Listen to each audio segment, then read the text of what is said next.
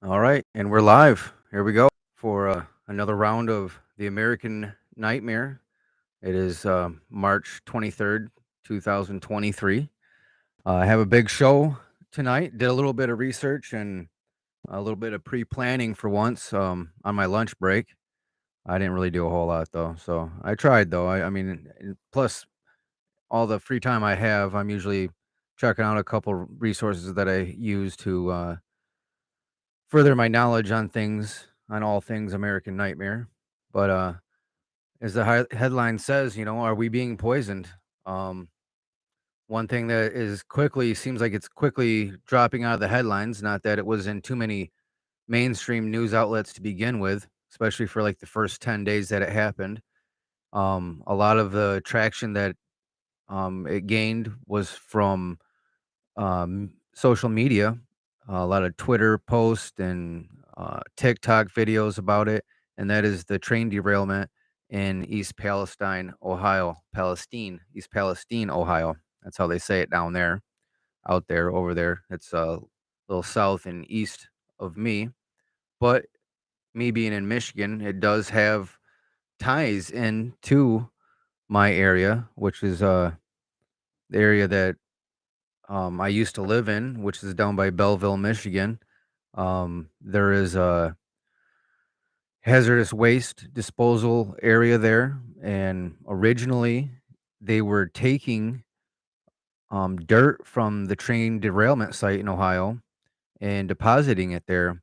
Well, the EPA stepped in, and that was probably about 20, I want to say is like 24 days after the fact. Um, they act like they were there as soon as the stuff happened, but they have left so much up to um Norfolk Southern, Southern Norfolk, Norfolk Southern, Norfolk Southern, when the EPA is the only one that has the authority to put any kind of, I guess you would say, public mandates. I mean, a public business, a private business doesn't have the authority to tell people to evacuate. And the EPA is set up to protect the people from companies like Norfolk Southern. So it's quite unbelievable that it took them so much time to really step into more of a director role in the train derailment. But what I was getting at with Michigan is they were told, Norfolk Southern was told not to bring any more dirt to Michigan because the place that they have it at, which I don't have the name right now, I'm gonna have to get my chatbot going. The Microsoft Bing chatbot. Maybe I can get them to give me some of their big fat money, and then I can do this full time.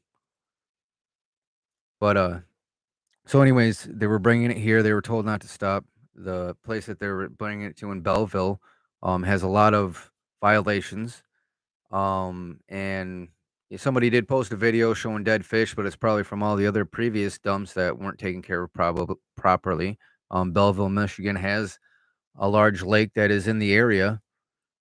So that, when I lived there, I had no idea this was going on. I didn't really live there long though. It was just kind of a temporary time that I was there. I worked down in that area, so company I worked for had a house there, and I also stayed with somebody else down there for a while too. So there's that part of it, and then as far as being poisoned, I mean, there's the talk about the they're not testing for dioxins in the air. A lot of the tests are coming back and they're saying they're good, but it's how you were testing is how you get your data. So there's several different ways you can test. There's a lot of experts that have weighed in on how the EPA is testing and how Norfolk Southern is testing and how you should be testing, and they're not the same, not at all.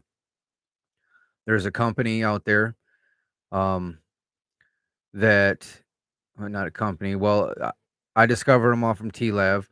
They have a channel on Rumble, and it's a lawyer and and his partner had started up this to help put lawsuits against different government organizations, basically file lawsuits on behalf of people that don't really have the money or the knowledge to initiate these type of lawsuits. So they are the first ones to um, file a lawsuit against the EPA for their lack of handling it properly. Um, the the channel is you can find it on Rumble. It's We the Patriots. Now, if you I don't really believe in a left-right paradigm, but I will say that, give you a little warning if you are more on the left, they maybe tend to say have a little more right leanings, but freedom is freedom. So, and like I said, I really try to break down the whole left right thing. It's just used to divide us. So that being said, you should check them out. There was two women that went to, and they've actually been prior to this, they were traveling around letting people know about different I wanna say they were probably doing more things on COVID. I really can't recall right now. I watched a lot of their videos all one night and stayed up late and, you know, you throw a bunch of spaghetti at the wall, some things stick. So the one thing that did stick is that they went to East Palestine and interviewed people, talked to people. They're gonna be involved also along with We the People in the lawsuit. Now, one of the ladies was trained by the EPA on how to handle problems that occur, such as train derailments. And she's crossed trained in multiple aspects. So like she has um dealings like with OSHA and their types of safety, chemicals. I mean, she's cross trained in so many things, but they want to diminish what her authority would be because she's not a doctor or has some other type of title like that. But um if you look at what her qualifications are, they blow most people right out of the water. I mean, she's getting information that a lot of people just don't because they are in just one specific type of training. So check that out. And one thing that she'd said that I want to pass the information on so people, if they do listen to this, they hear this, is that if you were involved in that, save your furnace filters because that'll tell so much about what was in the air. They didn't tell you when you to shelter in place what you should do, and that is shut your furnaces off so you're not sucking in everything from outside. And then it'll also tell you what was really in the air. Now, there's a lot of debate about what was burned off, why it was burned off, and when you look at all the facts, which I'm not gonna do any of this justice because I don't have them all right here. If you go to TLAV, he has so much. I mean, he's been on top of it since, I don't know, basically about 11 days after it happened. The first 9 days, 9, 10 days, nobody even talked about it. I heard a pre-report from Redacted. They were getting ready to do a story, and then that night, uh Ryan had did a story about it, and right from the get-go, he said, "Question everything about it." I mean, on the surface, there's certain things that just do not look right about why they were so quick to burn all. I wanna say 5. There was 11 cars that had toxic chemicals in it. They burned 5. Only 1 had a valve to vent it that was severely damaged to where they said it couldn't be used, but I've seen where somebody from Norfolk Southern was questioning about it, or the EPA, I can't remember which one, was questioning about other ways that they could vent it, and you could actually cut a hole in it. So the question begs to be asked: why did they burn it? They want to say because the shrapnel, if it blew up, but if you would have had the heat from an explosion, it would not have caused the cloud. Number one.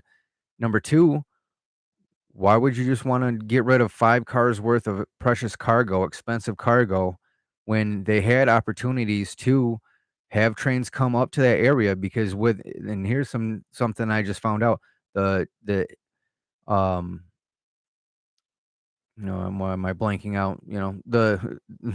Where the engineers at, the the main part of the train, the engine, there we go. Oh my god. Uh, the engine less than 2 days later was hauling other cargo, and apparently there's a camera that's on board that, was corrupted because it was being used in service again. So instead, something that was at a crime scene essentially, this is turning out to be, a crime scene. Instead of keeping it for evidence, looking at it for any clues that you might be able to get, they put it right back into service 2 days later. Well, it was, uh, right around that time, it was a couple days after, the the derailment before they even burned the stuff off. So they had plenty of time to figure out what they wanted to do. It wasn't just 30 seconds and, oh man, we got to hurry and figure it out. Then the other questions are, there's an app that first responders are supposed to have access to. It was even mentioned on Norfolk Southern's website about it's an app that lists the toxic chemicals that are there so you know what you're going to be dealing with in case of an emergency. Well, lo and behold, nobody had that information at that time when it was going on. So what is up with that? There's just so many things with the whole thing that that just doesn't add up. And it doesn't have to be into conspiracy. We don't have to get into a conspiracy. We're just asking questions that we cannot seem to get answers to. Now, there was a lady that testified in front of Congress, in front of the senators, that's from that area, who represents a group of people, clean air something, I'm not sure. Um, I'm trying to bring up TLAV's site so I can get access to some of this stuff. Um, all right. Also at that hearing was Norfolk Southern's CEO. He testified there. Let's bring up something here.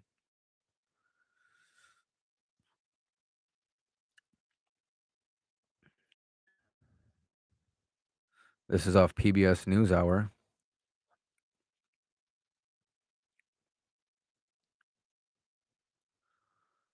Uh,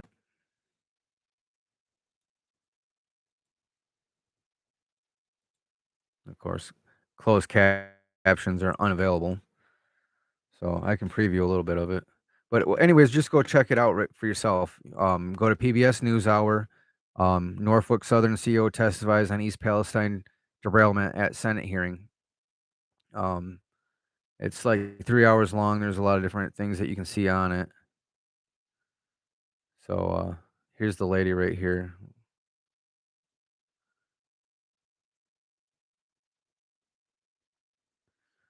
But I mean, she'd mentioned how her 7-year-old son, has asked her, "Am I gonna die because they're living there?" Now,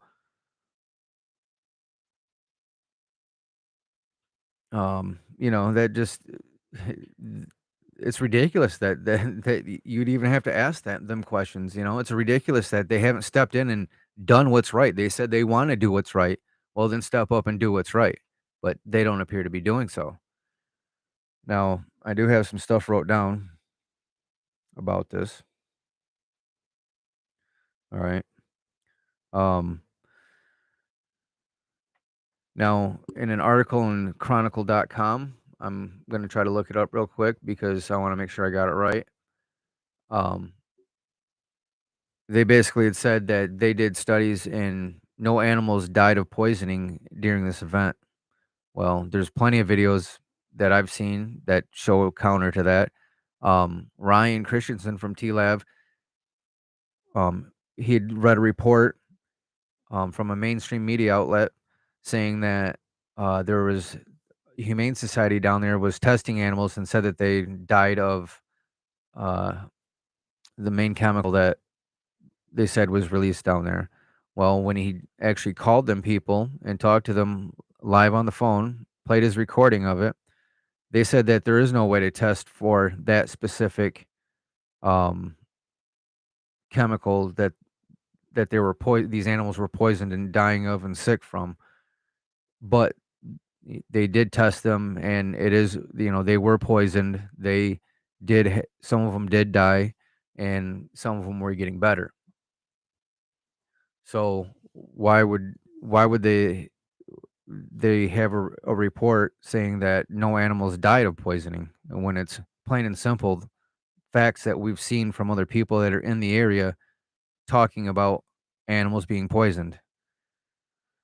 So the so many times lately, and it's really being more and more obvious that we're just being lied to on a constant basis from the people that have the money, have the power, are supposed to be looking out for our best interest, and we're being sold out at every time they're able to do so.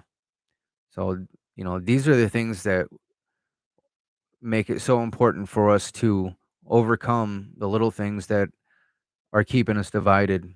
These are the reasons why we need to come together, work together to hold these people accountable for what they're doing to us on a constant basis.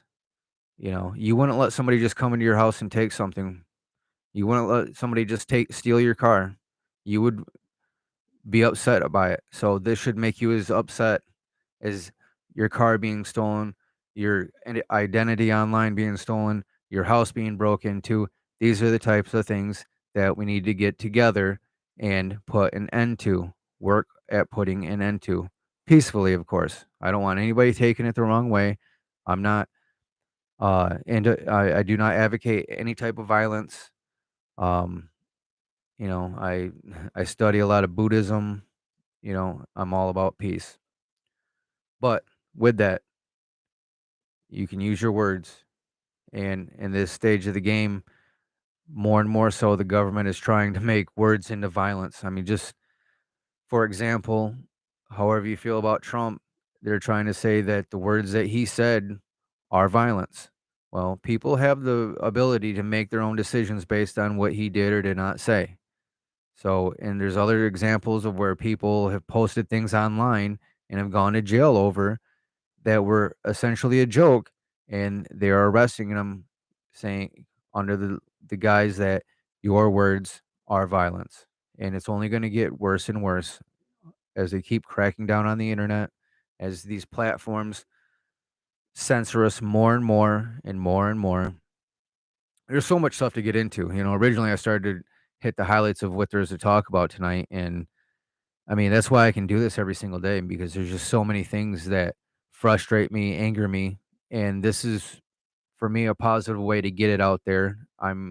Eventually I hope this reaches more and more people. I know right now it's pretty much just me. I had somebody subscribe last night. I really appreciate that. And they'd ask questions about he's a dual citizen holding a citizenship in the UK and asked if he thought that Putin would do or a bio attack or a nuclear attack.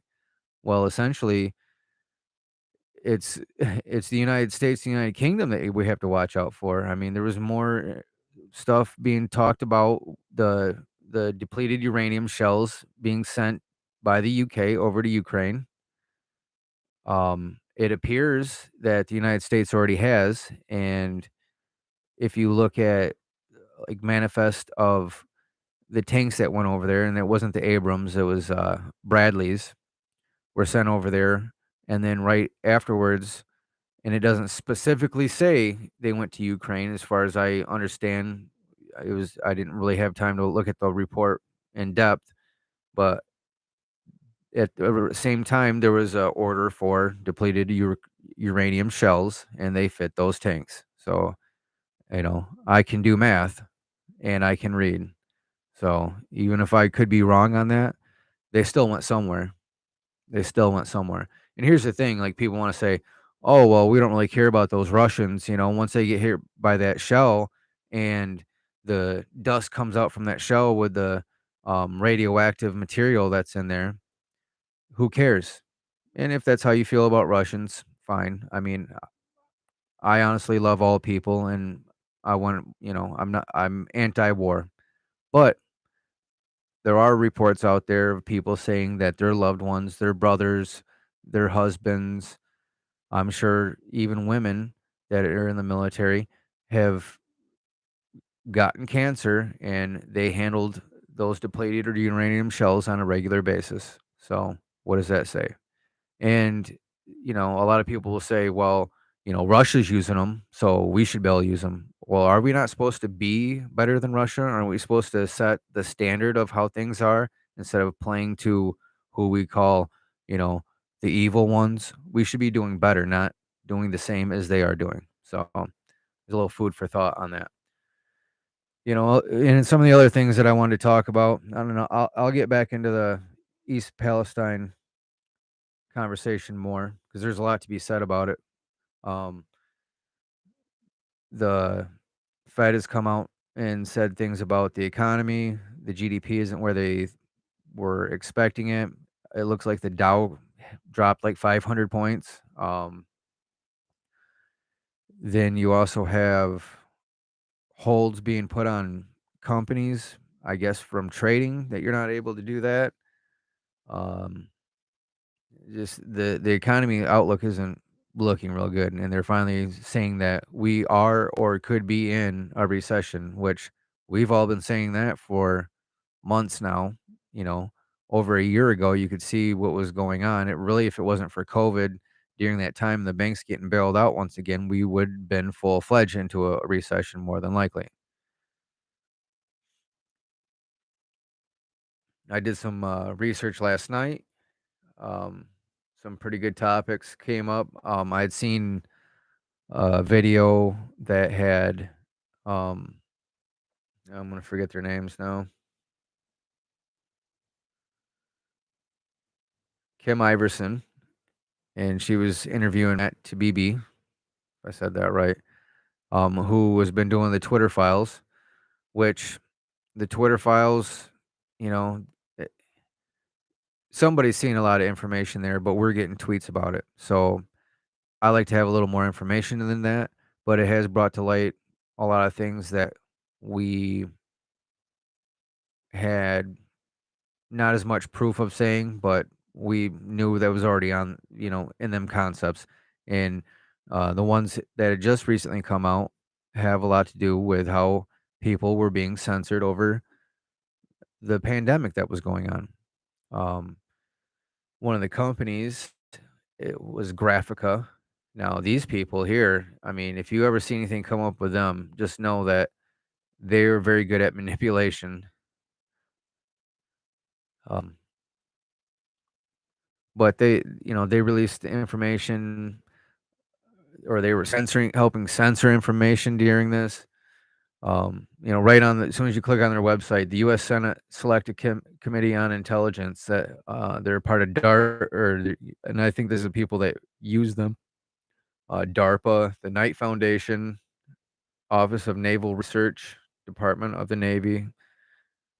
So they're doing some real up and up stuff. Deep fake it till you make it. The Graphica team, information operations, takedowns, Graphica report, how to lose influence and alienate people. Deep fake it till you make it. Pro Chinese actors promote AI generated video footage of fictitious people and online influence operations. Now, I'm going to say this. That's what you need to be careful about with all the stuff that's going on with AI and things like that. But if you really let dictate your life how you're going to vote, because there was a handful of people that were supposedly from Russia that had small time accounts that influenced an entire election, please, please. I mean, we don't really have that many people that even vote that probably even are on social media. Look at the age range of people that actually do vote, or, you know, people that are older than me typically. So yeah, I mean, Nordstream 2, I think I talked about that some yesterday, the Nordstream 2, if not, countries that are affected by the war in Ukraine. Um, it's the AI chat, it had said that a recent spike in food scarcities for Africa nations and price hikes, especially in countries relying on imports from Russia and Ukraine. Africa imported 4 billion and 2.9 billion worth of agricultural products respectively. So I mean, it's Ukraine and Russia. There's a big chance that we could help end this conflict, that the United States and NATO could help end this conflict, but as soon as we hear about peace brokered by Russia and China, we threaten to start attacking different places that Russia controls in Ukraine. So, who's really about peace? Who's really about peace? All right.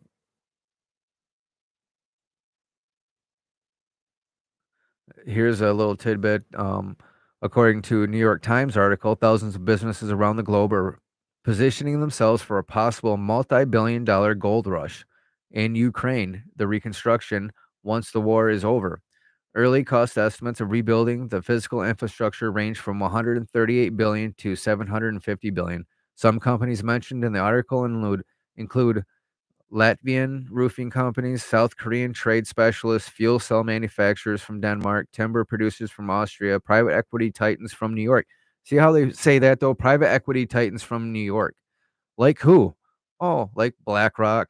Oh, like Vanguard, who BlackRock has, I think, contracts set up to be in there when it's going down. So yeah.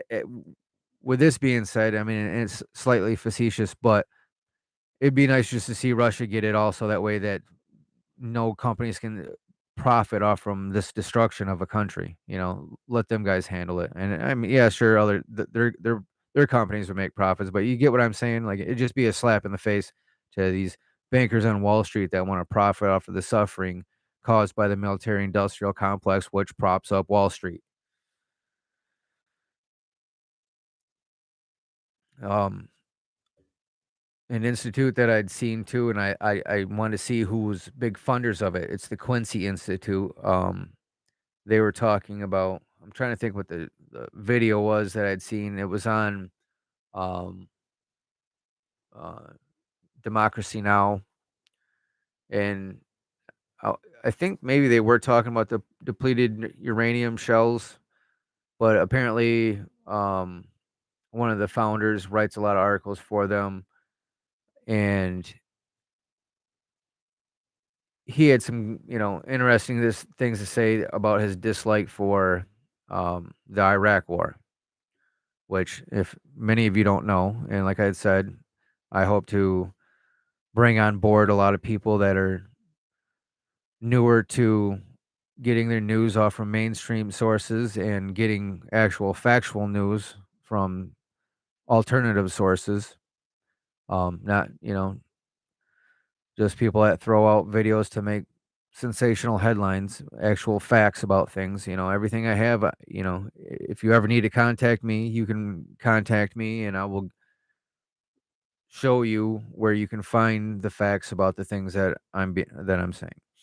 So, and now I do hope to actually do it like TLAV does and have a link to all the videos and stuff that I use. I'm hopefully this weekend I can get my stream set up different so that way I can do screen capture and show you different things while I'm doing it. But I just had to jump in and start getting this going. Otherwise, I was never getting anywhere. And look what I've been able to do in a week. I've put out a live stream every day so far. So,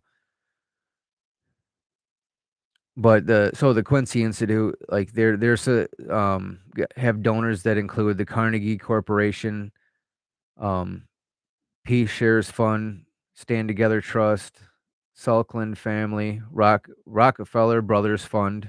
And, that's a big one right there. You see that, and you're like, oh, okay, well, more of the people that are part of the power elites, part of the people that pull a lot of the strings, in governments and decisions that are being made for many, many years. So that was just a little something I looked at last night. And here's a little information. Rockefeller's Brothers Fund is a philanthropic foundation created and run by members of the Rockefeller family. It was founded in New York City in 1940 as the primary philanthropic vehicle for the five third-generation Rockefeller brothers. The fund's stated mission is to advance social change that contributes to a more just, sustainable, and peaceful world. Doesn't that sound nice? It really does, but how much of it does it really happen? I mean, everything seems to happen and it benefits them at the same time. That's just my opinion. You can have yours. It's a free country at the moment. Well, is it really though? I mean, I'm tired of saying that too. Well, it's not a free country, but you are able to say things that you would like to say, but possibly not on YouTube, where they'll take your video down, or on Twitter, and then the government will censor your stuff. So check out Kim Iverson's video with Matt Taibbi. There was a lot of good information on that. Different things they went over.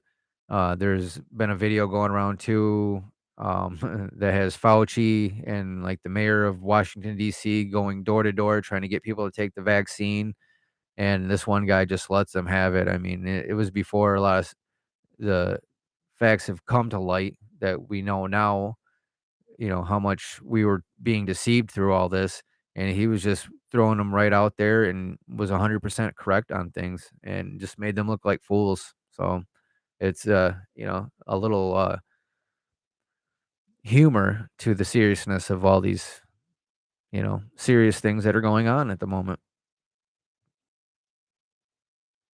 All right, so let's get back into it. Um, I also want to bring up a report from Derek Bros. He's been working on um, getting out the report about a report on the study of fluoride in our drinking water, and that's why I was saying, are we being poisoned? We have all this um, deal and issue with our drinking water with fluoride in it, the drinking water in Flint, Michigan, which I don't live too far from. That one more disaster, one more thing where people have been hurt and you don't hear much about it. Now, I do believe just recently that there was a settlement that was awarded to people of Flint, like the state of Michigan and several other people, like the insurance company that the state of Michigan has or the EPA of Michigan has. And you can find that on M Live. I believe they had an article on that. That's where I'd read something about it, and it really doesn't come out to. I mean, the monetary amount that you would get, does it really cover the birth defects that your children have? Um, the suffering that people have had to deal with, does it really cover all that? I mean, can you put a price on that? Can you put a price on people's lives?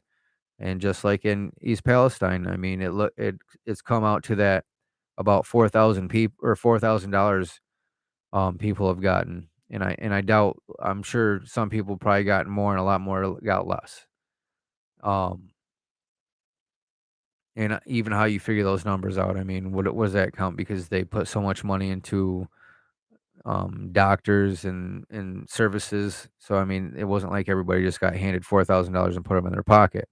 Now on that video about when the CEO from Norfolk Southern was in front of Congress, he made it sound like that they would pay to have people relocated because the lady had come on there said that, you know, the values of our homes are going down because of this. Um, it's hard for people to be able to move because of financial reasons. Uh, and he made it sound like that, well, we have things set up for people to relocate. And then the senator questioned him again. He's like, "Well, it's temporary. We're not. This is no long term thing. So take it for what you want." I mean, it's just every time that people go in front of Congress, even a lot of times when they're saying anything, the spin that everybody puts on language is just so false all the time. Nobody can. People just can't be truthful. They can't say it how it is. They always got to protect their image or uh, make things not look as bad as they are. Don't want to alarm the peons like us that aren't too smart enough to understand anything that's being said. So we got to dumb it down so that way we don't do something stupid and cause chaos, and destroy the banking industry or not get something that you're told to get because it's going to stop something that it doesn't. You know what I mean? Like just the narrative that's always pushed down our throat is ridiculous. All right. I'm not gonna be able to hit none of the stuff with any real detail like I wanted to get to, but I'm hoping next week that I get a better handle on this. Nobody's even watching right now anyway, so my views are about like 7 or 8 at a time anyway. So, all right. So, all right, I do want to bring that up though. I just gotta get there.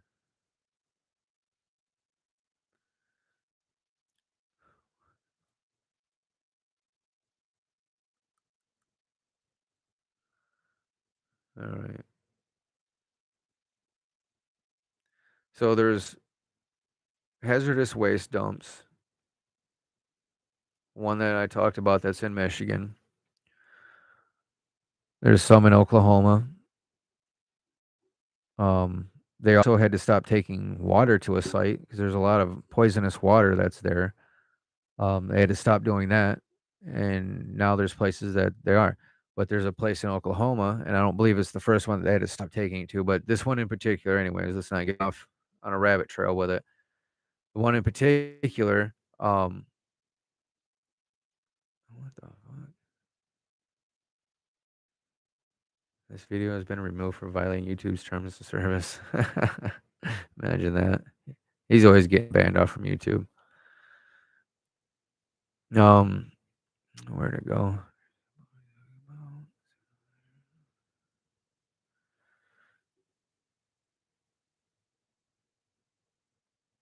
Well, so anyways, he'd called the company that owns these different um different waste disposal sites, and a place that they want to take it to in Oklahoma is essentially just like it's open, it's a landfill type one. And in Oklahoma, the governor there had said, "No, we're not taking this."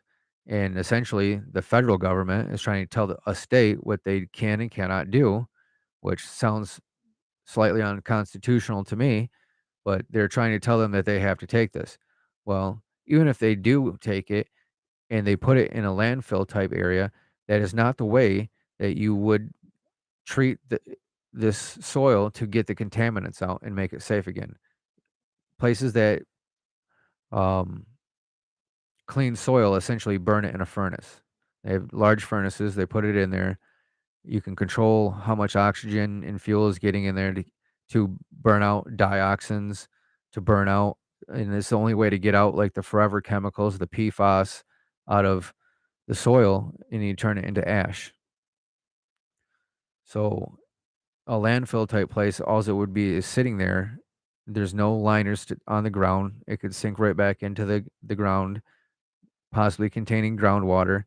And here's the other thing: why is it they have they have one of these furnaces right down the road from where the train derailment was in East Palestine?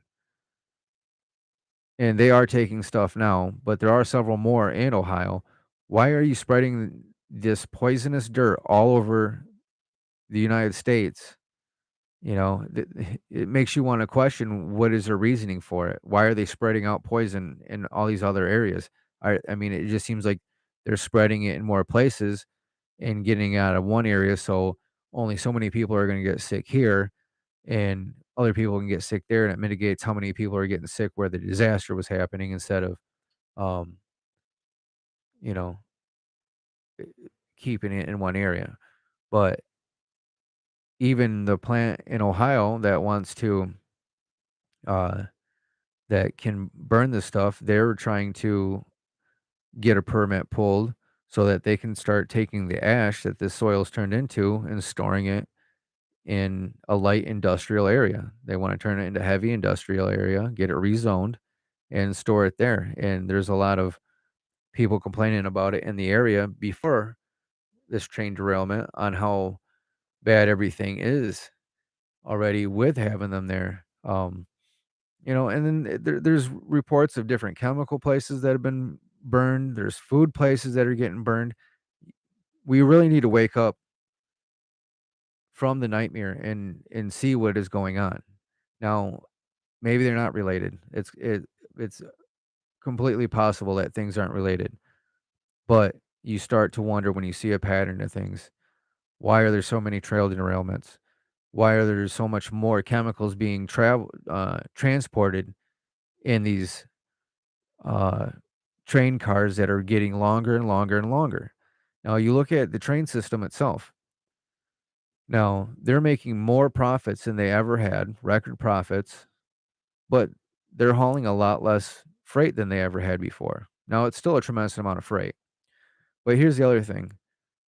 You got people in power in the government right now, and I've been guilty of voting for Democrats plenty of times. I worked for a union. That's what they always preached, and the Democrats themselves even preach about how um, they're for union, they're for working people. Bullshit. They are not anymore, and this is how that earlier in the year or towards the end of last year, you had the railway workers threatening to go on strike because they have not been given paid sick days for the entire time that that industry has been around. They wanted better pay, and they also were advocating for more safety measures along in their contract. Well, when it really came down to, and it looked like they were going to go on strike, what did this Democratic controlled Congress do? Well, they passed a law saying that no, you can't go on strike because it would be illegal and you are not going to get any paid sick days, but we will give you an increase on pay. Now, here's a little other caveat to go along with how the Democrats um, are not a workers' people party. During the Obama administration, uh, he had mandated that all federal employees were going to get paid sick days. Well, the railroad has been co-opted by the government to fall under as federal employees. So when all the other federal employees got paid sick days, they were singled out and said that they would not get them. That's how you know that they're not really for the working people.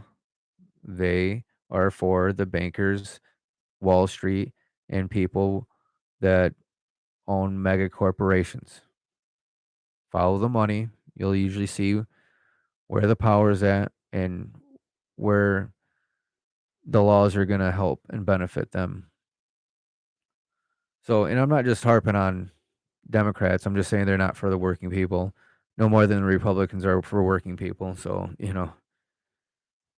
they're for big business just like the other ones are. That's why there is the two parties an illusion. They are both for the same people doing the same stuff.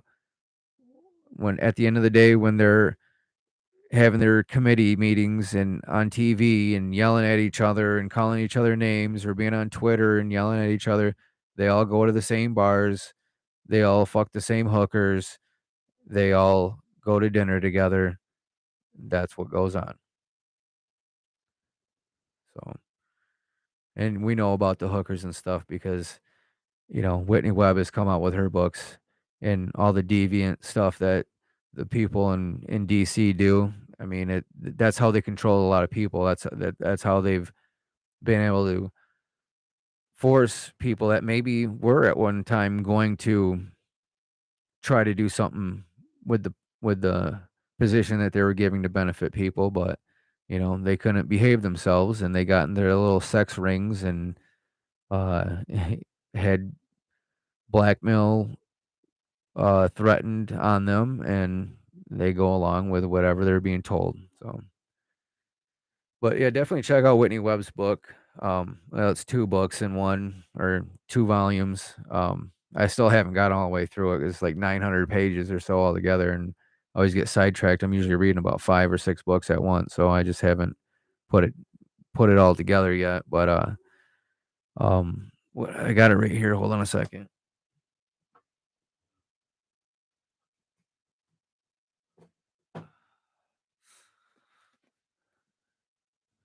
See, it's backwards. But it says, "One Nation Under Blackmail," and I don't get any paid money from her or anything like that, so it's not a paid promotional experience. It's just good ass writing about some important stuff, and you should read it. Which I think you can get on digital and stuff now too, and then that's one reason why I've had a hard time getting through it is because it's hard to actually grab a physical book. A lot of stuff that I read nowadays is all on Kindle, and yeah, I'm so tied into the matrix right now that it's ridiculous. I mean, I went like 3 years without a phone and recently, and 3 years without a phone, a mobile phone, and no Google, and went with all that stuff. And you know what? You really don't even miss it when you don't have it. You can set your life up to get off from a lot of it. And I'm not saying stop it all and get into some stuff that feels cultish and like, oh yeah, we're not gonna do this, and let's never have a TV, and let's separate ourselves from the world entirely. No, like it's just about balance. Once again, it comes down to balance. You know what I mean? There's an off switch to everything. You can use it. That's why I've never been an advocate for censoring things on television. Oh, well, my child can see it. Well, if you're a real parent, you can turn that thing off. You can talk to your children about what they are seeing and explain what it is. You don't have to hide them from it. You just have to have a conversation about it. You just have to be a parent and talk to your children. But yeah, that's getting to be all I have. I mean, I apologize for not being more factual, but everything I got tonight, you can find on TLAV, The Last American Vagabond with Ryan Christian. I said Christensen the other night. It's Ryan Christian. Fabulous work. Absolutely fabulous. Fab. And Redacted, they always come through with great pieces. One thing I didn't get into was their story that they had that was on Rumble only. I wish I had the woman's name that had the story. It's her second article that she came out with. She's on Substack. You can find her on that. So if I can get the name for you, then you'd be able to check it out. Um,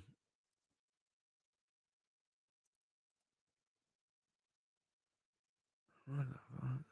Oh, that's not it.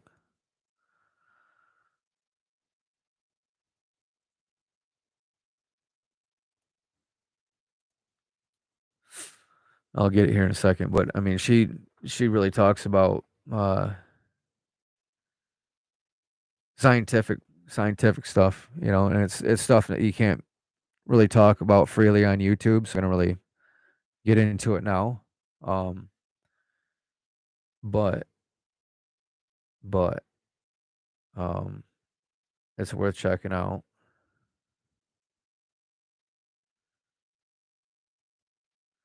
I didn't even get into Nordstream again. That's what I knew when I seen it earlier. I wanted to say something about Nordstream. So here's a couple other things I want to talk about too, real quick before I go.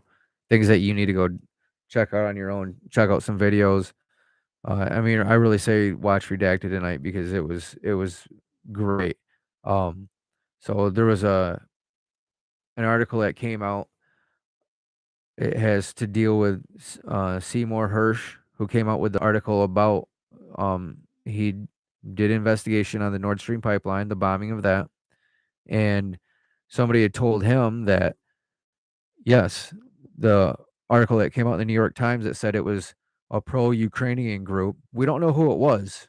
We don't know anything else about them, but we know that they're pro-Ukrainian. I mean, how can you, if you don't know who they are, how do you know they're pro-Ukrainian? But his source had told him that yes, the government came out with this article, put it in the New York Times to basically draw the attention away from what you had reported on, so that you can see from that that it really hit a nerve with the government that he was, if not 100% right, so close to being right that it scared the pants. Pay attention to. Biden just had a meeting with Justin Trudeau today. It was supposed to happen, where he's going to talk to Trudeau about being the lead on a military intervention, which is an invasion in normal people like us terms, is a invasion of Haiti. Yeah, the country that is part of an island that everybody else on the other side of the island, everybody goes on vacation. On another side, it's slums, it's misery, it's poor people struggling to get through the everything days of life. But the one thing about Haiti, one reason why they're always shit on by everybody, because it was a point in time where people that were slaves, people that their descendants were from Africa, stood up for themselves and took back a country that was being overlorded on them. Originally, I believe it was France that controlled Haiti, and they took it back. So ever since then, all the powers that be are like, oh, we're not going to let them get out of line no more. So we're just going to make it tough on them. And if you don't know about Haiti, there is a lot of manufacturing. We basically use them as, slave labor. If we can't go to China, get it made for peanuts, and then we go there, and everything's getting more and more expensive to be made in China because, they're getting a better way of life since there's so much money flowing to that country that their wages are starting to go up. So, people can go to Haiti and instead of paying, decent wages to people, they can shortchange people once again. But they wanna go down there, and they're not even targeting the person that just took over, like, some of the nicer neighborhoods above Port-au-Prince.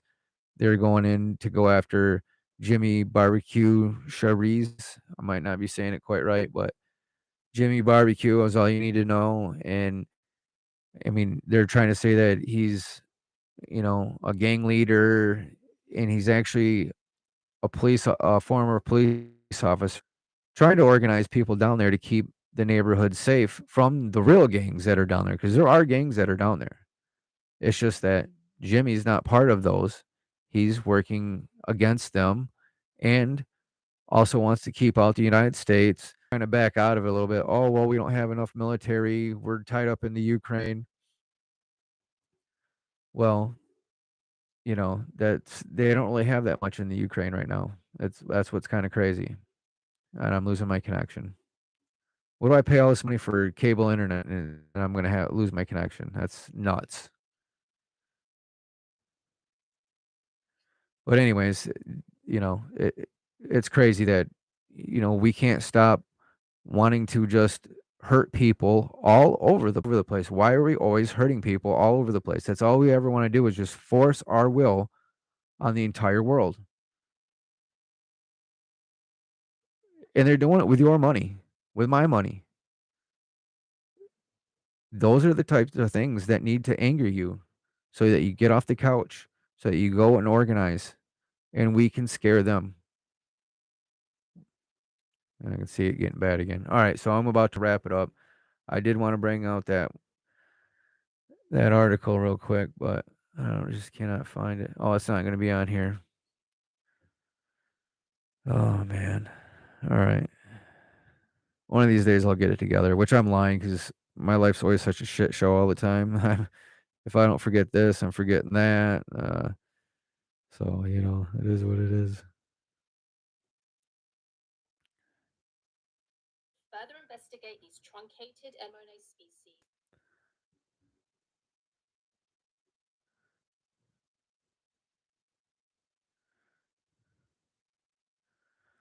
All right, well, just go on Rumble and check it out for yourself, and I'll try to get the title of it, and I'll put it back in, but I'm losing my streaming with my shitty internet, and it's been 52 minutes. They keep getting longer. There's so much to talk about right now. There's just so much to talk about. So I'm gonna do a better job. I'm gonna try to get things better, and I hope more and more people will check in. So here it is. Welcome to the American Nightmare, March 23rd. Well, it is the 24th now, so I'll probably see you tomorrow. Free Assange.